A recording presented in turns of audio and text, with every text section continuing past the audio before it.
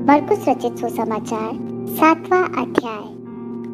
तब फरीसी और कुछ शास्त्री जो यरूशलेम से आए थे उसके पास इकट्ठा हुए और उन्होंने उसके कुछ चेलों को अशुद्ध अर्थात बिना धोए हाथों से रोटी खाते देखा, क्योंकि फरीसी और सब यहूदी पूर्वजों की परंपरा पर चलते हैं और जब तक भली भांति हाथ नहीं धो लेते तब तक नहीं खाते, और बाजार से आकर जब तक स्नान नहीं कर लेते तब तक नहीं खाते।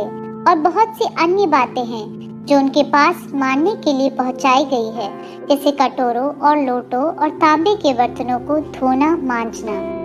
इसलिए उन फरीसी और शास्त्रियों ने उससे पूछा, तेरे चेले क्यों पूर्वजों की परंपराओं पर नहीं चलते और बिना धोए हाथों से रोटी खाते हैं?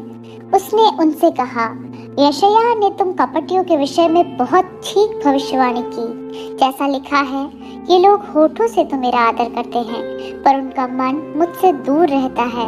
ये व्यर्थ मेरी उपासना करते हैं, क्योंकि मनुष्यों की आज्ञाओं को धर्मोपदेश करके सिखाते हैं, क्योंकि तुम परमेश्वर की आज्ञा को टालकर मनुष्यों की रीतियों को मानते हो। उसने उनसे कहा, तुम अपनी परंपरा को मानने के लिए परमेश्वर की आज्ञा कैसे अच्छी तरह टाल देते हो, क्योंकि मूसा ने कहा है, अपने पिता और अपनी माता का आदर कर, और जो कोई पिता व माता को बुरा कहे वह अवश्य मार डाला जाए। परंतु तुम कहते हो कि यदि कोई अपने पिता व माता से कहे, जो कुछ तुझे मुझसे लाभ पहुंच सकता था वह कुर्बान अर्थात संकल्प हो चुका, तो तुम उसको उसके पिता व उसकी माता की कुछ सेवा करने नहीं देते। इस प्रकार तुम अपनी परंपराओं से जिन्हें तुमने ठहराया है परमेश्वर का वचन टाल देते हो और ऐसे ऐसे बहुत से काम करते हो। तब उसने लोगों को अपने पास बुलाकर उनसे कहा, तुम सब मेरी सुनो और समझो। ऐसी कोई वस्तु नहीं जो मनुष्य में बाहर से समाकर उसे अशुद्ध करे, परंतु जो वस्तुएं मनुष्य के भीतर से निकलती है वे ही उसे अशुद्ध करती है। यदि किसी के सुनने के कान हो तो सुन ले। जब वह भीड़ के पास से घर में गया तो उसके चेलों ने इस दृष्टांत के विषय में उससे पूछा। उसने उनसे कहा, क्या तुम भी ऐसे नासमझ हो? क्या तुम नहीं समझते कि जो वस्तु बाहर से मनुष्य के भीतर जाती है वह उसे अशुद्ध नहीं कर सकती, क्योंकि वह उसके मन में नहीं परंतु पेट में जाती है और संडास में निकल जाती है। यह कहकर उसने सब भोजन वस्तुओं को शुद्ध ठहराया। फिर उसने कहा, जो मनुष्य में से निकलता है वही मनुष्य को अशुद्ध करता है, क्योंकि भीतर से अर्थात मनुष्य के मन से बुरे बुरे विचार, व्यभिचार, चोरी, हत्या, परस्त्री गमन, लोभ, दुष्टता, छल, लुचपन, कुदृष्टि, निंदा, अभिमान और मूर्खता निकलती है। ये सब बुरी बातें भीतर ही से निकलती है और मनुष्य को अशुद्ध करती है।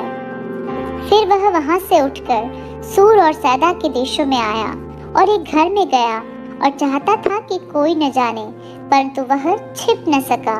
और तुरंत एक स्त्री जिसकी छोटी बेटी में अशुद्ध आत्मा थी उसकी चर्चा सुनकर आई और उसके पांव में गिरी। वह यूनानी और सुरूफिनी की जाति की थी। उसने उससे विनती की कि मेरी बेटी में से दुष्ट आत्मा निकाल दे। उसने उससे कहा, पहले लड़कों को तृप्त होने दे, क्योंकि लड़कों की रोटी लेकर कुत्तों के आगे डालना उचित नहीं है। उसने उसको उत्तर दिया, सच है प्रभु, तो भी कुत्ते भी तो मेज के नीचे बालकों की रोटी का चूर-चार खा लेते हैं। उसने उससे कहा, इस बात के कारण चली जा, दुष्ट आत्मा तेरी बेटी में से निकल गई है। उसने अपने घर आकर देखा कि लड़की खाट पर पड़ी है और दुष्ट आत्मा निकल गई है।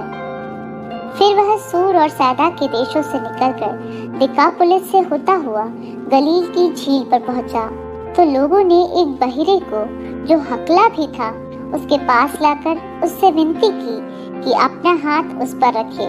तब वह उसको भीड़ से अलग ले गया और अपनी उंगलियां उसके कानों में डाली और थूक कर उसकी जीभ को छुआ और स्वर्ग की ओर देखकर आह भरी और उससे कहा, इफ्तहा अर्थात खुल जा। उसके कान खुल गए और उसकी जीभ की गांठ भी खुल गई और वह साफ साफ बोलने लगा। तब उसने उन्हें चिताया कि किसी से न कहना, परंतु जितना उसने उन्हें चिताया उतना ही वे और प्रचार करने लगे।